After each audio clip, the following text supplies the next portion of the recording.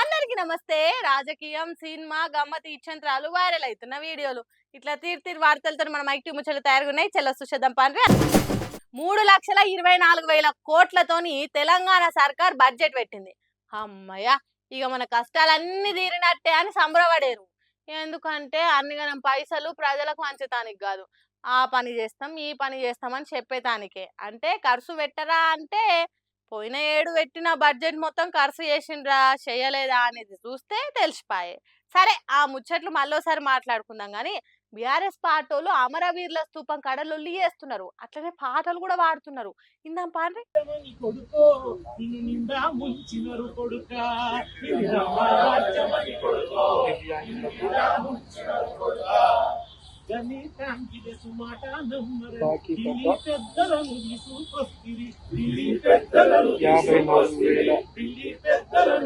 ఇన్నరా, ఇందిరమ్మ రాజ్యమని కొడుకో నిన్ను నిండా ముంచినరు కొడుక అని గలమెత్తి గానం చేసిండు ఎమ్మెల్సీ దేశపతి శ్రీనివాసు.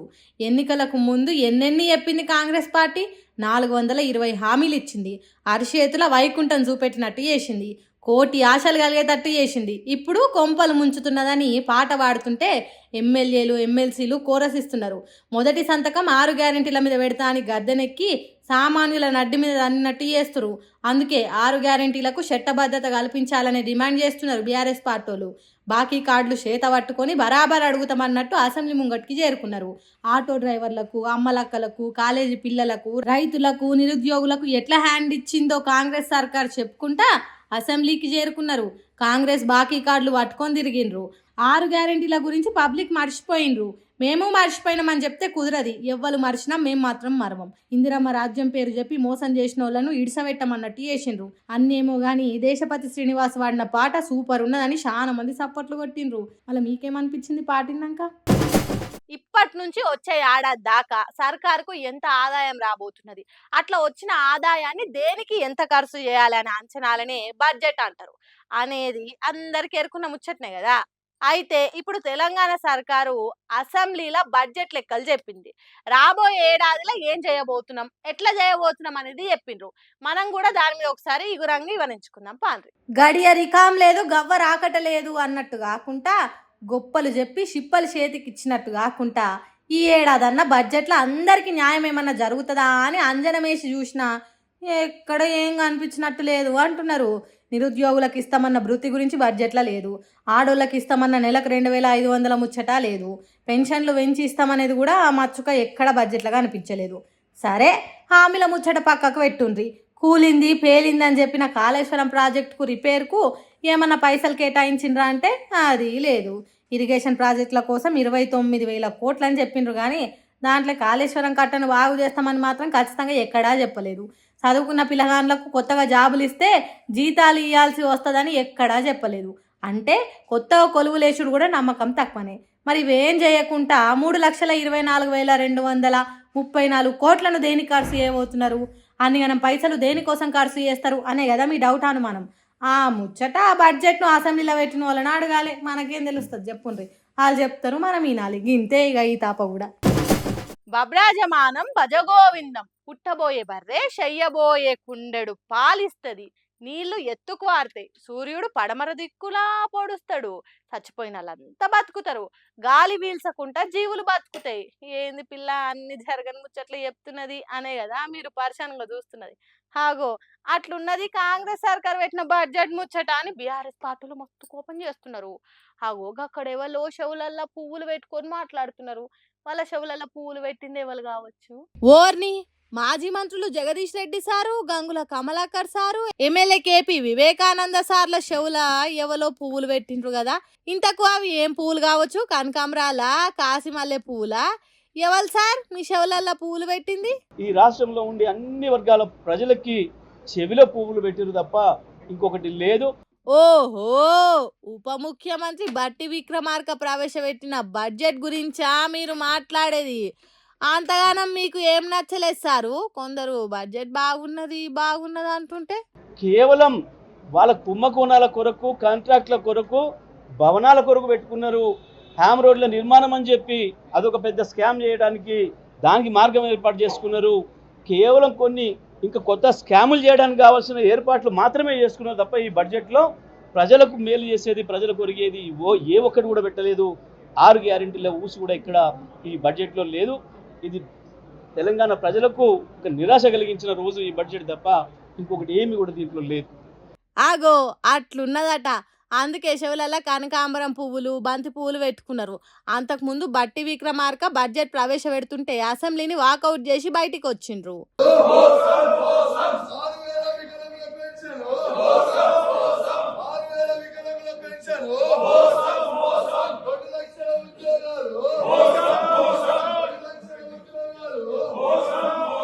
బడ్జెట్లో ఉన్నదంతా మోసమేనట. తులం బంగారంకు తూట్లు పడిచిండ్రట.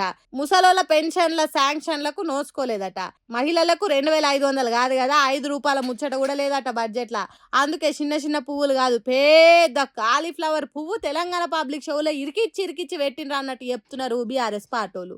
ఇక అటుపక్క కాంగ్రెస్ పార్టీలేమో దీని మించిన బడ్జెట్ ఇంకోటి లేదు, మేము అన్ని వర్గాలను కంటికి రెప్పతీరుగా చూసుకుంటున్నాం అన్నట్టు చెప్తున్నది. ఎవలది రైటు ఎవలది రాంగు అనేది పబ్లిక్ అందే పథకాలను బట్టి తెలుస్తుంది. మరి చూడాలి బడ్జెట్ బబ్రాజమానం భజగోవిందామా భలే బంగారు బడ్జెటా అనేది. ఒక్క అవకాశం ఇయ్యన్నా, సరుకు బార్డర్ దాటిస్తా. ఎంతమంది పోలీసులున్నా ఏం చేసినా మూడో కంటికి తెలవకుండా సరుకు చెక్ పోస్ట్ దాటిస్తా. ఏందన్నా అట్లా చూస్తున్నావు? నా ధైర్యం ఏందన్నా? ఇప్పటి వరకు నేను దాటిచ్చిన సరుకు దొరికిందేలే అని పుష్ప సినిమాలో డైలాగులు విని ఈలలు కొట్టినాం కదా, అది సినిమా మాత్రమే గాని యోగి ఇక్కడ చూడండి పుష్పరాజ్ను తలదన్నే తట్ట వేస్తున్నారు స్మగ్లింగ్.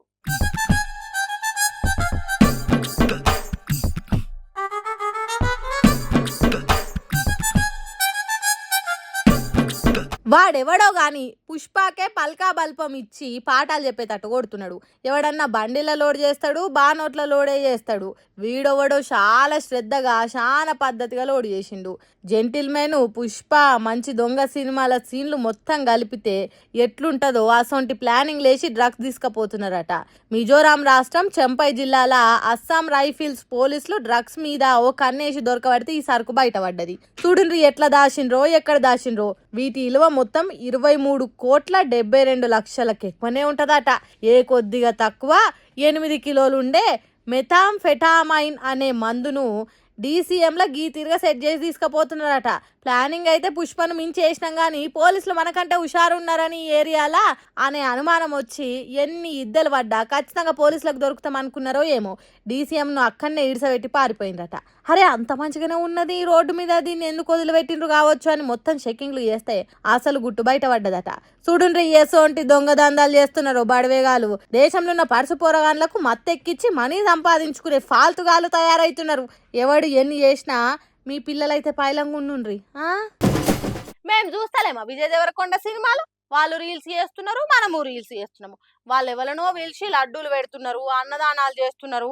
అందరిని పిలిచినట్టు మనల్ని ఎందుకు పిలువరు? పిలిస్తే ఏమైంది అన్నట్టు షిట్టి పొట్టి మాటలతో రీల్స్ చేసి విజయ్ దేవరకొండ మనసు గెలిచింది ఓ షిట్టి తల్లి అని చెప్పుకున్నాం కదా. హాగు అన్నట్టే విరోజ్ దంపతులు వాళ్ళ ఇంటికి ఆ షిట్టి తల్లిని పిలుచుకొని పెళ్లి భోజనాలు పెట్టిండ్రు. చూడుండ్రి ఎట్లా ఎంజాయ్ చేసుకుంటా తింటుందో. హాయ్ అందరికి, విజయ్ దేవరకొండ రష్మిక పెళ్ళైంది కదా, అప్పుడు మనల్ని కూడా పిలిపించు కదా. లడ్డూలు పెడుతురు, అన్నదానం పెడుతురు. మనం కూడా ఫ్రెండ్స్ కదా. మనం కూడా ఫ్రెండ్స్ కదా. ఇప్పుడు తిన్నావా లడ్డూలు ఇవన్నీ? మనం కూడా ఫ్రెండ్స్ కదా.